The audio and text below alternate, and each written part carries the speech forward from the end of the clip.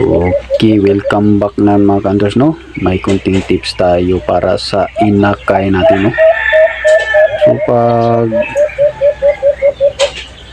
umaga mga hunters, no, ilagay natin sa puno, sabit natin sa puno para hindi magitagbal yun.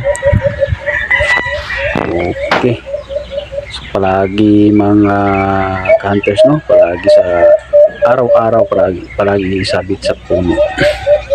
So pagkahapon, so dito na pagkahapon mga hunters, dito na isabit sa bahay. Hapon at gabi kasi delikado sa labas mga hunters, no, pag may daga, ahas at pusa. So okay lang sa bahay kasi safety sila mga hunters. Okay, dapat palagi silang magkita-kita yung inakay mga hunters, no. So ito mga hunters, oh, iba-iba ang ilang diskarte kasi hindi sila sanay sa kapwa na limukon. So dapat magkita-kita sila paghapon.